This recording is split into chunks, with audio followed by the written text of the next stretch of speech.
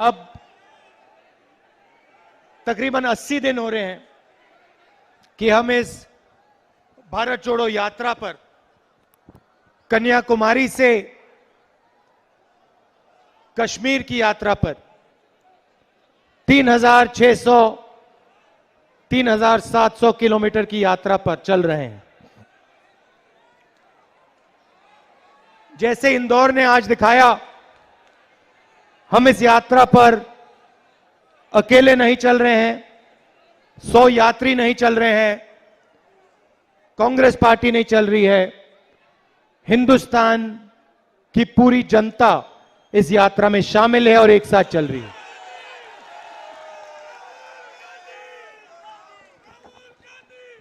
और आज मैंने देखा, सबसे पहले इंदौर में कितने, जीतू जी, इंदौर में कितने घंटे चले हम?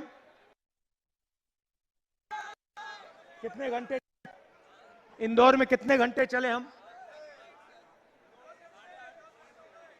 हम आपकी सड़कों पे 8 घंटे चले आज। 8 घंटे नहीं, अभी ताली मत बजाइए, ताली बजाने का समय अभी आएगा। मैंने 8 घंटे आगे पीछे दाएं बाएं ऊपर नीचे देखा, मुझे इंदौर में कोई कचरा नहीं दिखाई दिया। और मैं इसके लिए इंदौर की जनता और इंदौर के जो सफाई कर्मचारी हैं,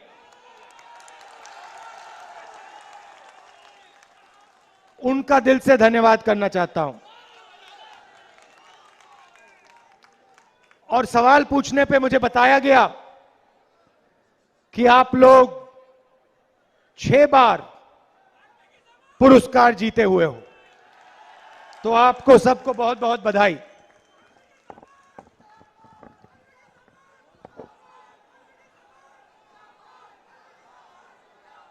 इंदौर न्याय का सेंटर है, यह आपका इतिहास है। और आज मुझे आपने सिर्फ सफाई नहीं, आज आपने मुझे भाईचारा दिखाया। इन सड़कों पर आज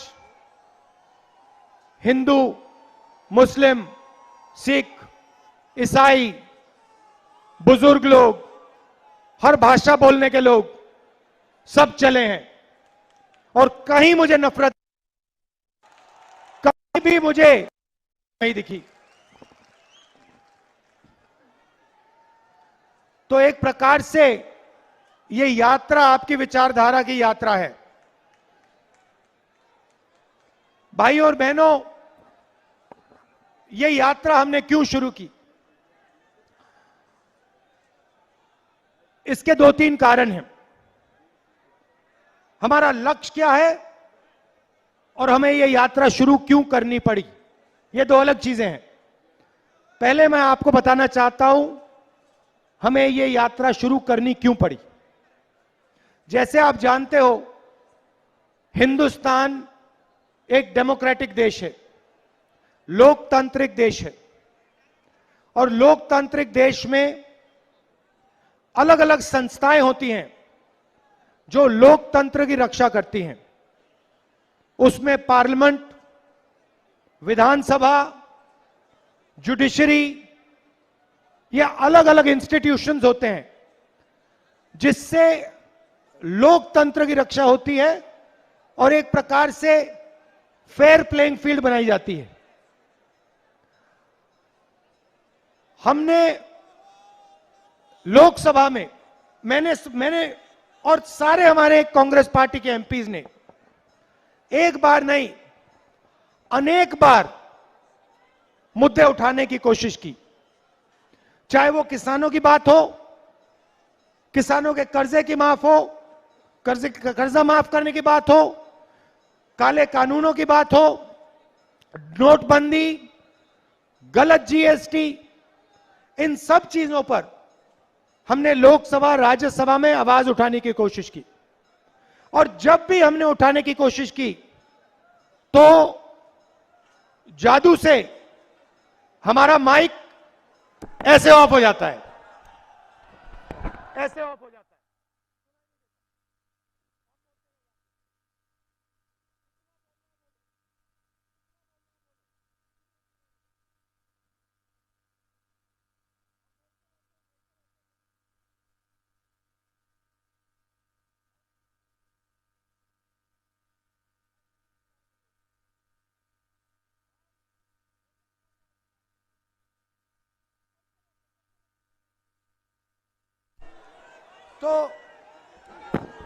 तो हम जो भी बोलना चाहते हैं, जैसे अभी आपने देखा, हम बोलते रहते हैं, बोलते रहते हैं, बोलते रहते हैं, वहां पे माइक ऑफ हो जाता है। तो वहां से हमने कोशिश की, वहां माइक ऑफ हो जाता है। फिर मैंने हमारे प्रेस के मित्रों की बात की, इनके सामने हम बात उठाते हैं, इनसे कहते हैं देखो जनता के मुद्दे उठाओ। नहीं, हम कहते हैं भैया जनता के मुद्दे उठाओ, बेरोजगारी की बात करो। हम इनसे कहते हैं बेरोजगारी की बात करो, किसानों की बात करो, मजदूरों की बात करो, और ये कहते हैं देखो देखो ऐश्वर्या राय ने क्या कपड़े पहने हुए हैं। हम कहते हैं भैया किसान भूखा मर रहा है, ये कहते हैं देखो शाहरुख खान ने क्या बोल दिया।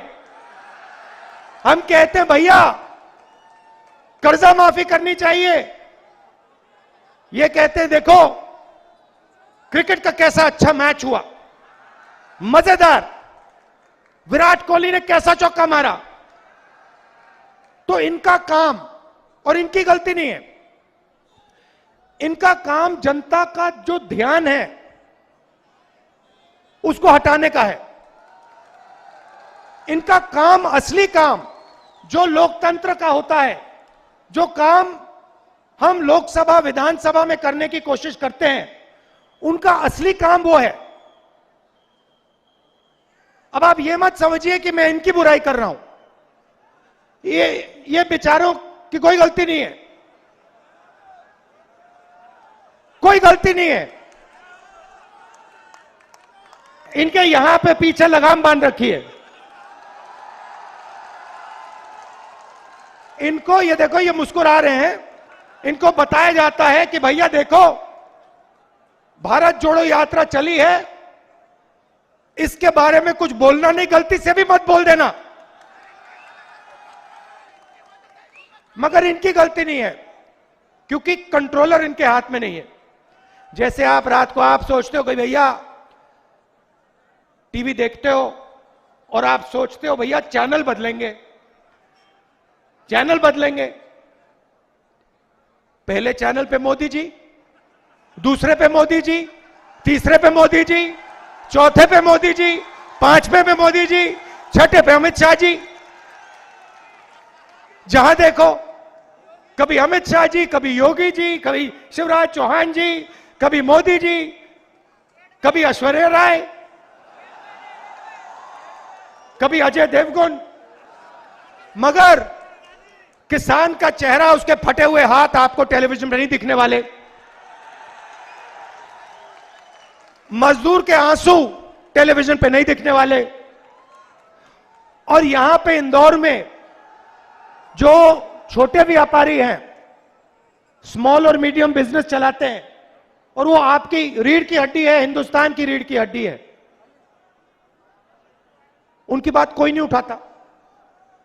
कुछ दिन पहले मेरे पास डेलीगेशन आया, मैंने उनसे पूछा, और यहां पे जो भी हैं छोटे व्यापारी हैं, स्मॉल और मीडियम बिजनेस चलाने वाले लोग हैं, वो बिल्कुल एक सेकंड में समझ जाएंगे। मैंने उनसे पूछा, डेलीगेशन से पूछा, भैया बताओ हिंदुस्तान के इतिहास में आपके खिलाफ सबसे खराब काम कौन सा था? बिना सोचे एक सेकंड में पहले नंबर नोटबंदी, दूसरे नंबर जीएसटी। मैंने फिर उनसे पूछा, भैया एक बात बताओ, नोटबंदी और जीएसटी से किसान का तो फायदा नहीं हुआ, मजदूर का फायदा नहीं हुआ, छोटे दुकानदार का फायदा नहीं हुआ, युवाओं का फायदा नहीं हुआ, स्मॉल मीडियम बिजनेस का फायदा नहीं हुआ, तो फायदा किसका हुआ? एक सेकंड नहीं लगा, सबको मालूम है, बस 2-3 लोगों को फायदा हुआ है, वही लोग जिन्होंने इनके पीछे लगाम बांध रखी है। तो अब देशभक्ति की बात होती है, तिरंगे की बात होती है। देश का सबसे बड़ा नुकसान इन 2 पॉलिसियों ने किया है, नोटबंदी और जीएसटी ने। जो मैं आपको बता रहा हूं, जो काम चाइना की सेना नहीं कर सकती, नोटबंदी ने और जीएसटी ने कर दिया है। और कैसे किया, मैं आज आपको समझाना चाहता हूं, इसीलिए मैं इंदौर आया हूं। रोजगार की रीढ़ की हड्डी जो होती है, वो छोटे व्यापारी, स्मॉल और मीडियम बिजनेस चलाने वाले और किसान होते हैं। ये लोग हिंदुस्तान को और हिंदुस्तान के युवाओं को करोड़ों रोजगार देते हैं। सही बात? सही बात। अब सरकार ने अपने मित्रों को फायदा पहुंचाने के लिए ये 2 पॉलिसियां लागू की, और इन 2 पॉलिसीज से जो स्मॉल और मीडियम बिजनेस वाले हैं, जो छोटे व्यापारी हैं, मैं एक टेक्निकल शब्द प्रयोग करूंगा, उनको समझ आ जाएगी बात, उनके कैश फ्लो को खत्म कर दिया।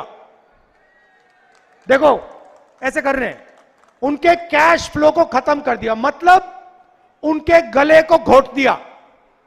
क्योंकि अगर छोटे व्यापारी का, स्मॉल मीडियम बिजनेस वाले का आप कैश फ्लो बंद कर दो, 1 महीना 2 महीना बंद कर दो, वहीं का वहीं वो मर जाता है।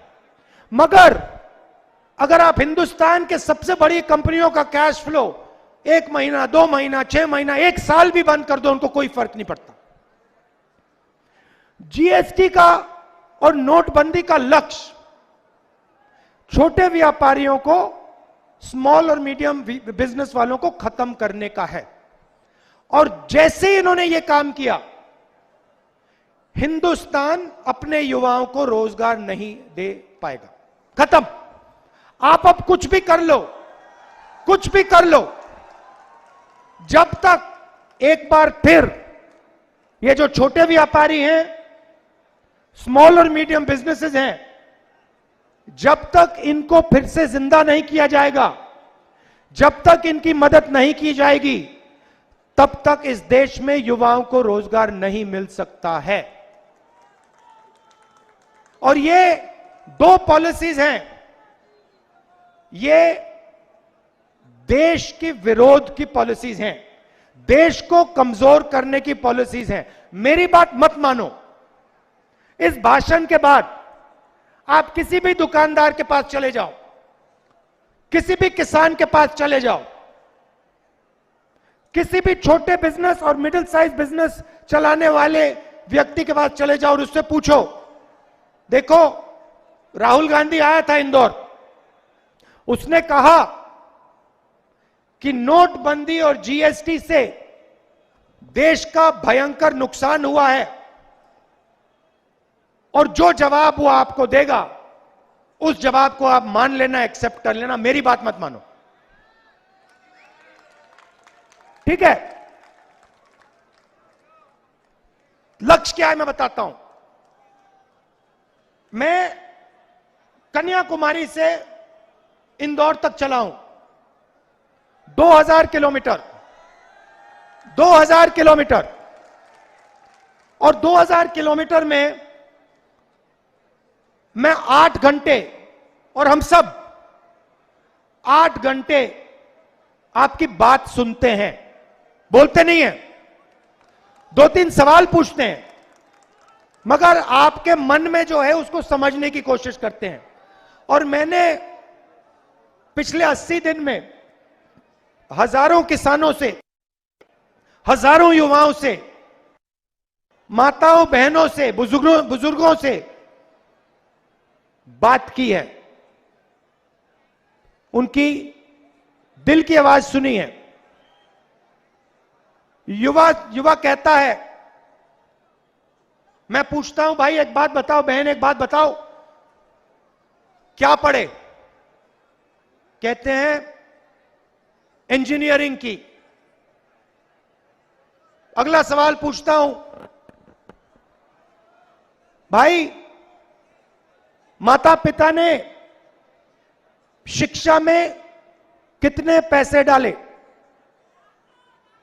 कहते हैं भाई लाखों रुपए डाले। किस कारण डाले? मेरा सपना था इंजीनियर बनने का, इसीलिए मेरे माता पिता ने अपना खून पसीना देकर इंजीनियरिंग की डिग्री के पैसे मुझे दिए। बेटा आज क्या करते हो? मजदूरी करता हूं। बेटा आप क्या आज क्या करते हो? उबर चलाता हूं। बेटा आज क्या करते हो? स्विगी की डिलीवरी करता हूं। यह कैसा हिंदुस्तान है? इंजीनियर मजदूरी कर रहा है,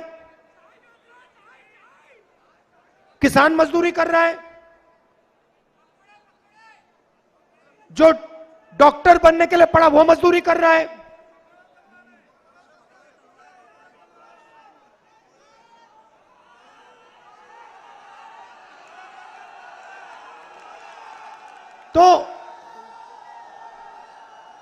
तो भैया देखो, मैं सरल तरीके से आपको समझा देता हूं।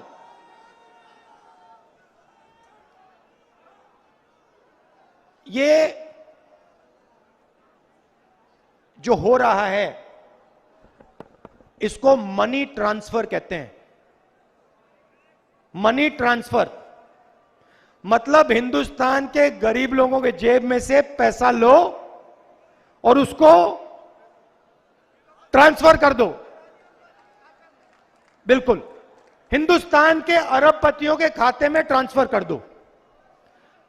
और ये सारी की सारी पॉलिसीज, चाहे नोटबंदी हो, चाहे जीएसटी हो, चाहे कोरोना के समय जो इन्होंने किया ये हो, ये सारी की सारी पॉलिसीज आपका जो पैसा है आपके जेब में से निकालकर हिंदुस्तान के 2-3 अरबपतियों के जेब में डालने का है।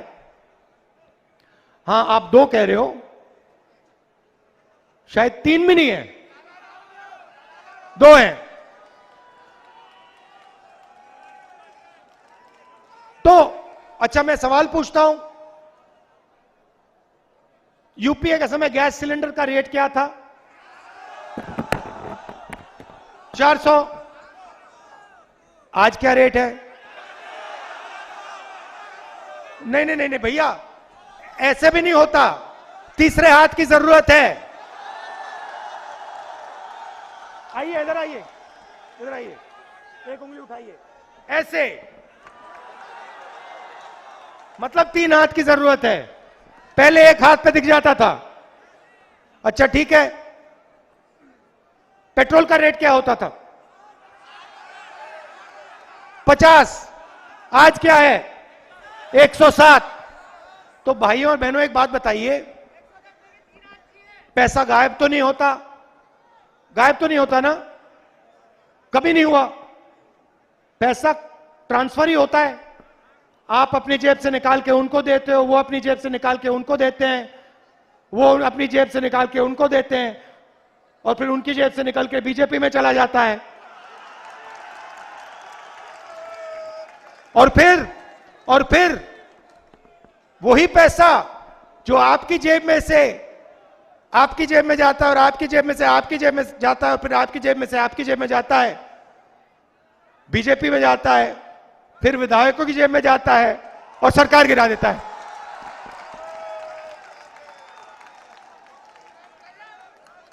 करोड़ों रुपए दिए हैं जिस सरकार को आपने चुना, जिस सरकार को आपकी आवाज ने चुना, उस सरकार को बीजेपी ने खरीद कर, उस सरकार के लोगों को खरीदा। अगर यह भ्रष्टाचार नहीं है तो क्या भ्रष्टाचार है?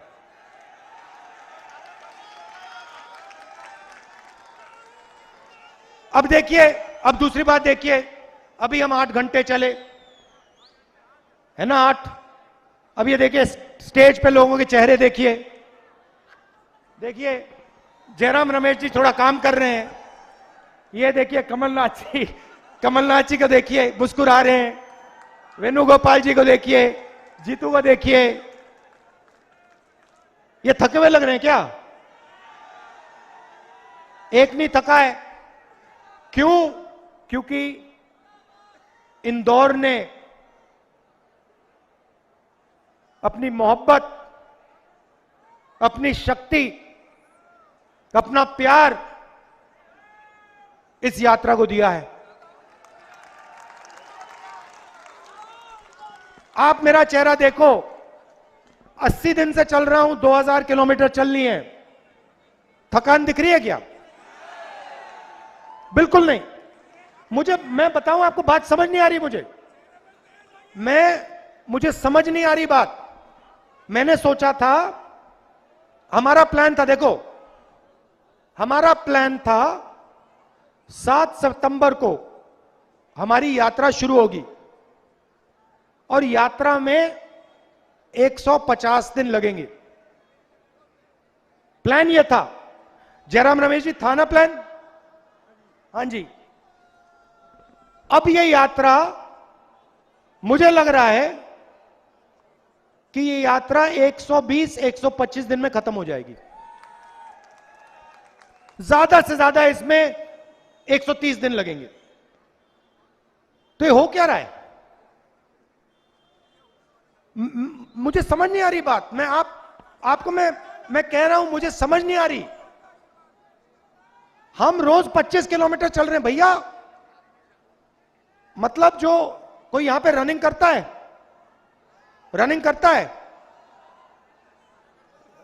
करते हो ना? मैराथन कितने किलोमीटर की होती है? नहीं, 42 की मैराथन होती है। हम हर रोज हाफ मैराथन कर रहे हैं, हर रोज। मतलब 40 हाफ मैराथन कर दी हमने, पता नहीं लग रहा। सुबह 4 बजे उठता हूं, ऑटोमेटिकली भैया खटाक दरवाजे के बाहर चलो। और 12 बजे सोता हूं, 3.5 घंटे 4 घंटे सो रहे हैं। मैं नहीं, सिर्फ मैं नहीं, सबके सब 4-5 घंटे सो रहे हैं। यात्रियों में से 5 घंटे से ज्यादा कोई नहीं सो रहा। हमें समझ नहीं आ रही बात, क्या हो रहा है। मैंने सोचा इसके बारे में, मैंने सोचा ये हो क्या रहा है, कैसे हो सकता है? 80 दिन हो गए, 2000 किलोमीटर हो गए, किसी को कोई थकान नहीं। और मैं सिर्फ अपनी बात नहीं कर रहा हूं, आप किसी यात्री से पूछ लो, 80-90 के किलो के यात्री हैं हमारे, हैवी वेट कांग्रेस वाले, नहीं थक रहे, नहीं थक रहे। तो मैं एक ही बात कह सकता हूं कि हम अपनी शक्ति का प्रयोग नहीं कर रहे हैं, आपकी शक्ति का प्रयोग कर रहे हैं। कि आप हमारी मदद कर रहे हो, आपका प्यार, आपकी मोहब्बत, आपका भरोसा हमें मदद कर रही है। तो इसके लिए दिल से आप सबको मैं धन्यवाद करना चाहता हूं। आपने जो स्वागत किया इंदौर में, बिल्कुल, कितने लोगों से गले मिला हूं मैं, हजारों लोगों से गले मिला हूं। तो इसके लिए आप सबको और इस शहर को बहुत बहुत धन्यवाद। अच्छा, जब मैं चल रहा था, मेरे दिमाग में एक बात आई जो मैं कांग्रेस के नेताओं से कहना चाहता हूं। मैं जब यूनिवर्सिटी में था, मैं यूएस में यूनिवर्सिटी किया। और यूएस का जो सबसे बड़ा एयरपोर्ट है, जहां सबसे ज्यादा हवाई जहाज लैंड करते हैं, उसका नाम जानते हो? नहीं, वॉशिंगटन उनका कैपिटल है, हमारी दिल्ली उनका वॉशिंगटन। वॉशिंगटन का एयरपोर्ट बड़ा नहीं है। बॉस्टन, कैलिफोर्निया में सैन फ्रांसिस्को बड़े एयरपोर्ट नहीं है। उनका सबसे बड़ा एयरपोर्ट शिकागो का है। अब शिकागो का सबसे बड़ा एयरपोर्ट क्यों है, आप जानते हो? क्योंकि शिकागो अमेरिका का लॉजिस्टिक्स का सेंटर है। मतलब जो भी अमेरिका में इस तरफ से उस तरफ जाता है, ऊपर से नीचे जाता है, वो शिकागो से जाता है। मतलब लॉजिस्टिक्स का हब है। मैं चाहता हूं कि हिंदुस्तान, एक दिन ऐसा आए जब हिंदुस्तान का सबसे बड़ा एयरपोर्ट इंदौर में हो, और आप इस देश के लॉजिस्टिकल हब बनो। मतलब जो भी माल देश में घूमता है, ऊपर से नीचे, दाएं से बाएं, उसका मैनेजमेंट आप लोग करो। ये आपका भविष्य है, देख लेना, ये होगा। ये आपका भविष्य है, ये आपका भविष्य है। और जो हमारी कांग्रेस की सरकार आएगी, मैं उनसे कहना चाहता हूं, इस चीज के बारे में आप सोचिए कि जो अमेरिका के लिए शिकागो रोल प्ले करता है, वही हिंदुस्तान के लिए इंदौर रोल प्ले करे। धन्यवाद, जय हिंद।